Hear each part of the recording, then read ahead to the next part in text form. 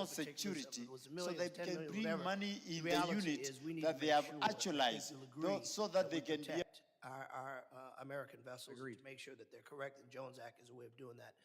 Listen, it's been exhausting, very frankly, to hear my colleagues on the other side go back to Obama and Biden and Mayorkas. Listen, I'm a balls and strike kind of guy. I'm going to assume whatever happened in the past, whoever did it wrong, your job now is to get it right. And I want to give you enough time and room to do just that. Let me ask you a final question, my final 5 seconds. Mr. Secretary, the agents and officers who shot Miramar Martinez and killed Renee Good and Alex Preti, are they still working for DHS? I'm not sure. I know one of them's under investigation. The situation's under investigation, but I would assume typically in those situations they put on administrative leave. Once the investigation is complete, there'll be a determination if they stay on the force or not. And you mentioned, thank you, and I appreciate that. And then finally, thank you, Mr. You indicated that you had a zero tolerance for anyone that would violate the rights or safety of your agents. Will you also say on the record that you will also have zero tolerance for anyone who violates the rights of citizens? Gentleman's time's expired. Can he please just answer that? If he wants to answer it in his next second, he can. I think he was shaking his head for the record, so thank you, Mr. Secretary. Listen, I've known the Secretary for a very long time. He's a man who takes his job very seriously, and I'm sure he will always do the right. And I think my comment suggested that I agree with that. I agree. I now recognize the gentleman from Pennsylvania, Mr. McKenzie, for 5 minutes of questions. Thank you, Chairman, and thank you to Secretary Mullin for joining us today. Appreciate you being here before the committee. I want to start by expressing my appreciation to your department and specifically FEMA for working with our Pennsylvania communities to recover millions of dollars of funding that they were owed from the COVID-19 pandemic. Earlier this year, I led an effort with several of my colleagues in our Pennsylvania delegation to advocate for the release of longstanding public assistance reimbursements that were owed to hospitals and health systems across Pennsylvania. These funds went back to an application that they submitted back in 2021. Ultimately, it ended up being $580 million of previously outstanding public assistance funding, over $103 million in support of hospitals and healthcare networks right in my Lehigh Valley and Pocono district. That funding is critically important. Obviously, it can go into their ongoing operations to keep our community safe and healthy, but that money was held up for years on end. And so I want to thank your department for being so responsive. When we sent you that letter, very quickly in short order, you and your team were able to get those funds released and coming back to Pennsylvania to help, again, keep our communities safe and healthy. So I want to thank you for that. I can't take all the credit on that. That was a culmination between the Deputy Secretary and Brian Kavanaugh, who brought it to my attention. When we took it to the White House with President Trump, he immediately agreed to get the money out the door. So we went to Russ vote and the money started flowing. But it was just a matter of bringing it to the President's attention to get it done. Well, we appreciate that because, again, hadn't happened for probably about 5 years that they were owed that funding. So appreciate you being so responsive in getting it out to everybody back in our communities that needs that assistance. To that end, I would like to look forward. What are we going to do to make sure that these types of hangups don't happen going forward with FEMA? So can we talk about fiscal year 26 preparedness grant cycle, how it's being administered, what you're seeing going forward so that hospitals, nonprofits, local governments, first responders, everybody else in our community doesn't experience this type of delay again? Unfortunately, with FEMA, we have an issue with our own bureaucracy. And we have a gentleman right now, Cameron, who has been nominated by the President that hopefully we get confirmed quick. The President is laser focused in FEMA and getting it working and streamlining, making sure the dollars get to the states faster instead of being held up in FEMA like this. And I appreciate that, but it's going to take some time. It's a huge agency. And I told the President when I met with him last week, I said, give me 2 months once I get Cameron in place, and we will start looking at all these systems and seeing how we can streamline it, take care of what we are required by Congress's statute. So statute, what are we required to do and what layers we have built on top of it because of our own bureaucracy, and get it down to mission focus. Thank you, and appreciate your focus on this issue. As you pointed out, these funds are so critically important, and getting them out in an appropriate but also timely fashion is important. So thank you for your focus and work that you're doing on that going forward.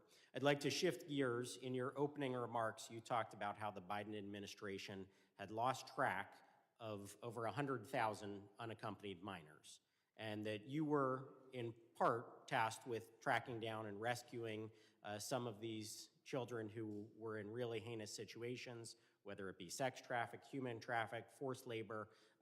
Please talk about your ongoing efforts, how you're making progress on that front, what we can do to be of assistance as we move forward. Using rough numbers, 340,000 kids were lost underneath the Biden administration, lost. I mean, we had no idea where they're at. There had been no checks on them.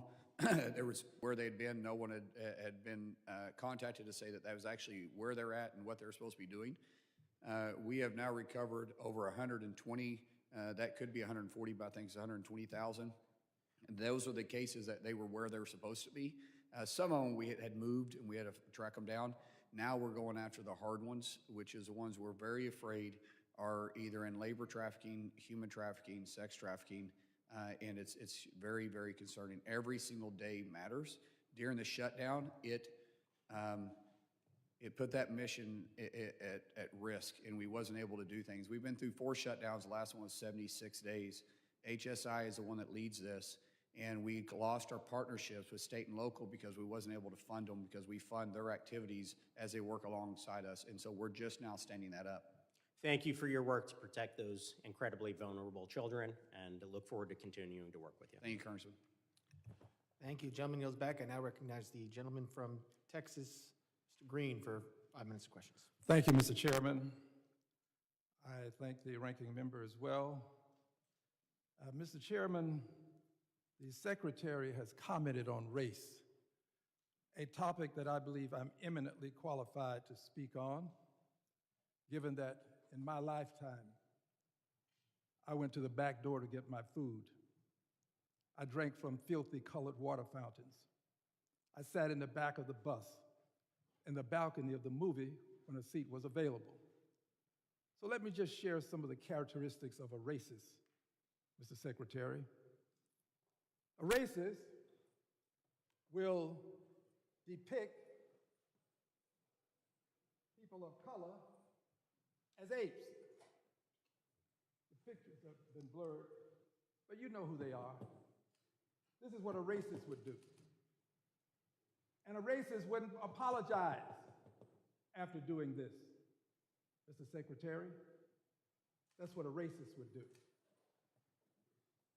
A racist, Mr. Secretary, would take offense at peaceful protest. You said you believe in peaceful protest. This was peaceful protest, Mr. Secretary. Racists take offense at peaceful protest. A racist, Mr. Secretary, would do what happened to Ruby. Are you calling me a racist? A racist. I'm asking a question. Reclaiming my time, asking him to shut up. That's a pretty. Shut up. You did say shut up. Shut up. It's my time. I'm not going to let anybody call me a racist, Chairman. I never called him a racist. It's my time. It is, gentleman, will suspend. You will Gentleman not. will suspend. Tell him to shut up. Gentleman suspend. No, the gentleman will suspend. No one will call me a racist. I'm I- Cherokee too. My family has been No, pretty I tolerant. ask that my time be That's- restored. I ask that my time be The restored. the clock has been stopped since I suspended the clock. I will continue to interrupt as long as someone's Yes, sitting there assuming I you're agree. calling me There, a racist. and as I said before, there will be no addressing anyone's character in a negative way. By the way, Mr. Green, I need you, when you're speaking, I need you to speak into the microphone because I can't hear you up here. But we will. Evidently, his constituents heard enough of him because they voted Mr. him out of Secretary, office. Mr. Secretary, please, again, we're almost done here today. Mr. Green, you can continue, but again, I will stop if this sounds like you are either directing that this secretary is a racist, or as well as the president or vice president, because we do know under our rules you cannot disparage a member of Congress or the president or the vice president. So be very I understand what you're trying to do. Be very careful because it is a violation of our committee rules to disparage another member, a witness, or the president or the vice president. Parliamentary, point of parliamentary inquiry. Mr. Chairman, when I'm speaking, I believe that the time belongs to me. I don't think that the secretary should interrupt me when I'm speaking. I have made very clear today that when the member has their time, it is their time. But again, I want to reiterate, it is a violation of House rules to make statements that might be personally offensive to the president or vice president. So we will let you continue with your time. Your time has stopped since I suspended the clock. But again, it is a violation. It is your time, sir. It is your time, I agree. But it is a violation of the rules of the House to make statements that might be personally offensive to the president or the vice president of the United States, as well as other members or question motives of colleagues. So I will let you continue, but we want to be very, I've now stated the rules, so we want to follow them. Thank you, Mr. Chairman. I will speak into the microphone so that I may be heard. I ask that any person who desires to interrupt me, shut up. Now, this is Ruby Bridges. She was integrating a school. You can see the hate on the faces of people. This was called racism. This was racism. All I did at the State of the Union address was display this, Mr. Chairman. This was what I did. I was peaceful. The secretary says he believes in peaceful protest. Cue the video, please. Cue one.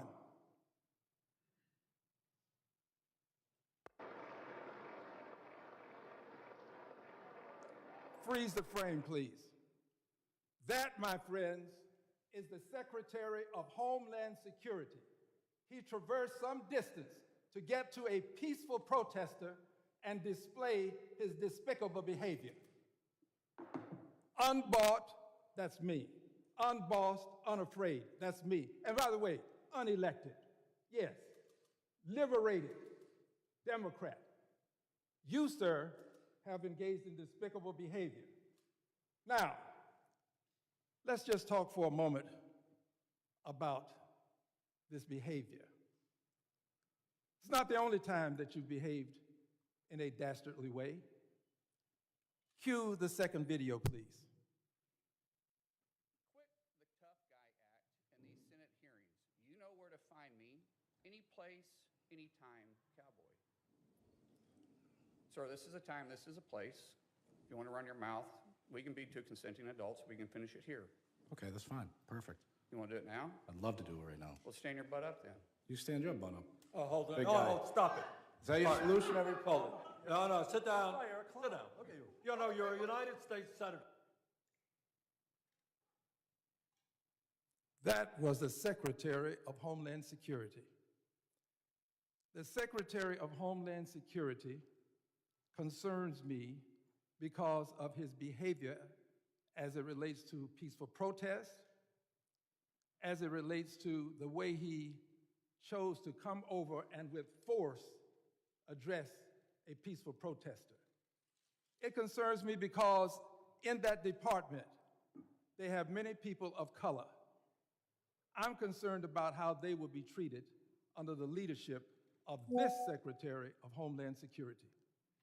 I do not believe that he is qualified because he doesn't have the temperament to deal with people in a respectful way.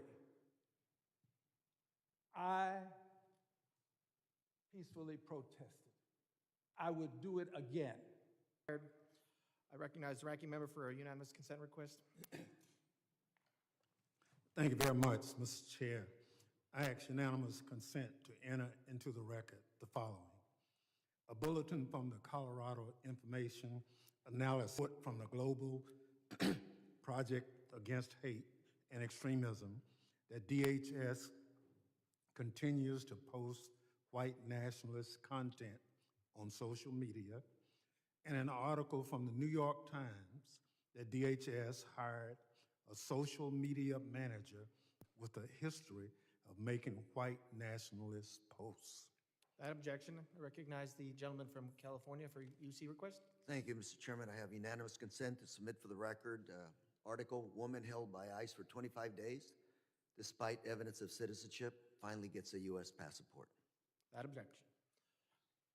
UC request Recognize the gentleman from Texas for a unanimous consent request. that the posters in an appropriate size be placed in the record, and that a document indicating the percentage of persons of color in Homeland Security be added to the record as well. Without objection. Members of the committee may have some additional questions for the witnesses, and we'd like to ask the witnesses to respond to these in writing. Pursuant to Committee Rule 7E, the hearing record will be held open for 10 days. Without objection, the committee stands adjourned.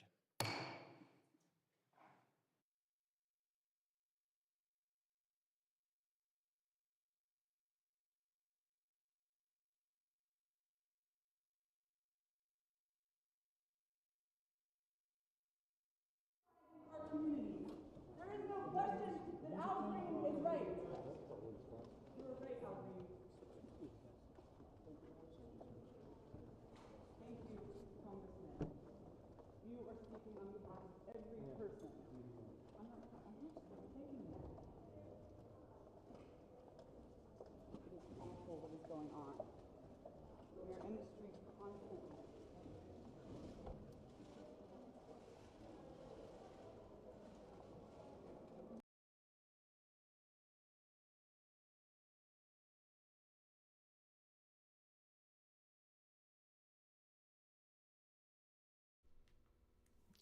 And good evening, everyone. We welcome you into our home on this summer Tuesday evening, which means it's very hot here in Oklahoma. We're going to give you a second to join in. Let's have a great time of fellowship this evening.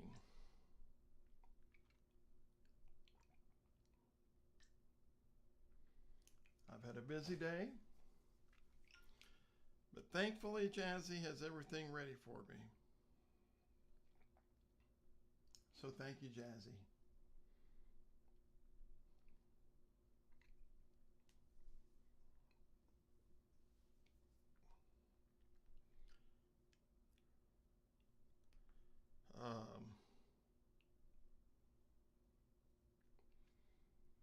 Okay, we're almost ready. Right, Jazzy? And actually, we're going to start tonight with giving this pretty girl some treats, because her dad hasn't been home but just a minute, and he didn't give her any when he got home. So, Jazzy, this is because you're a good girl.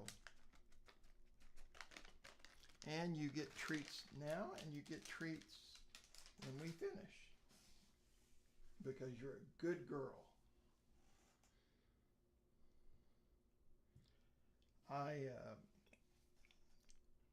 Well, all of her life, when I leave, I always give her treats. So,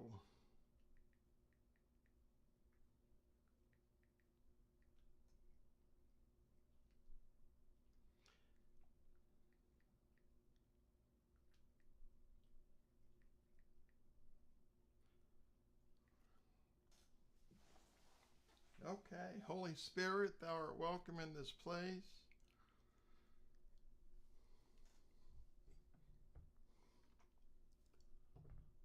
I'm trying to get, this is, by the way, this is an old iPad that I found in the closet.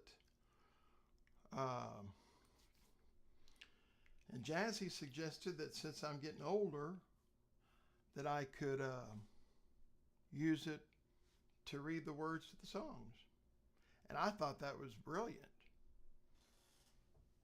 Holy Spirit, thou art welcome in this place.